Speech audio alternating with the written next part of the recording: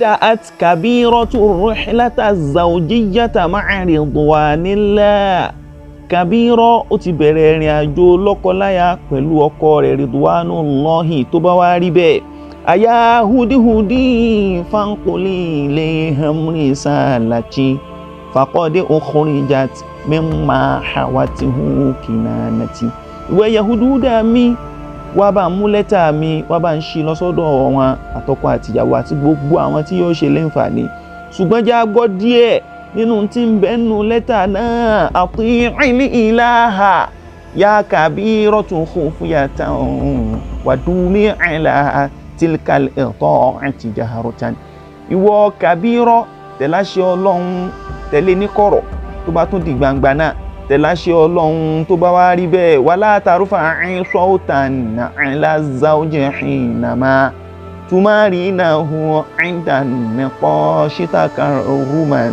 Má jẹ́ kó rẹ̀ ó máa ga ju tọkọ rẹ̀ lọ ní gbogbo ìgbà tẹ́ bá jọ ń fi ọ̀rọ̀ jomitoro ọ̀rọ̀ láàrin ara yín. Má jẹ́ kó ohùn rẹ̀ ó ga ju tiẹ̀ lọ.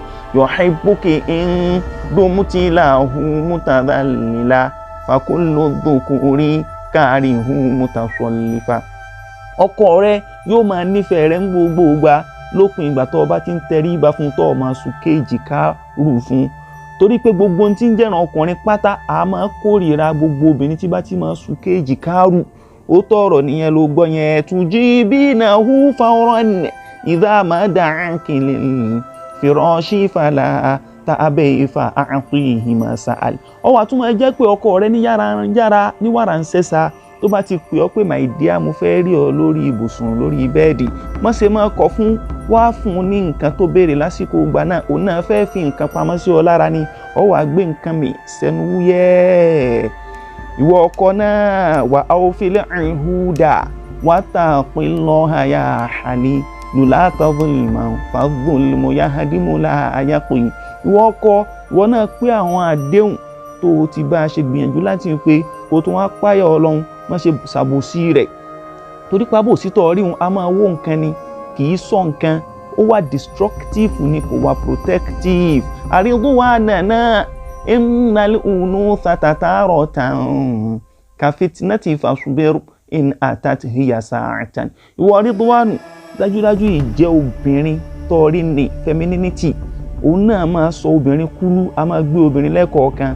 Tó bá ti wá gbéyàwó rẹ̀, ìwọ náà ṣe bí ọkùnrin, kó ṣe sùúrù fún, má ṣe bá fa wàhálà lásìkò gbà. Nunadil ilaha an yubarika fikuma kathiran adama yahriku sama. Àwa bẹ̀ Ọlọ́run Ọba Ta'ala pé kó bá fi àlùbáríkà tó pọ̀ sí àárín ẹ̀yin méjèèjì, àlùbáríkà tí ò ní lóǹkà. Kọ́lọ́run kó bá wa ṣe fún yín. Díẹ̀ náà nìyẹn nínú lẹ́tà náà. Ridwanu dọ́kọ̀ Kabira gan ti dẹ̀ dáyà. Àwa ń bẹ̀ Ọba Ta'ala fàlùbáríkà sí àárín wọn. Ridwanu dọ́kọ̀ Kabira gan ti dẹ̀ dáyà. Àwa ń bẹ̀ Ọba Ta'ala fàlùbáríkà sí àárín wọn. Ridwanu dọ́kọ̀ Kabira gan ti dẹ̀ dáyà. Àwa ń bẹ̀ Ọba Ilahi fàlùbáríkà sí àárín wọn.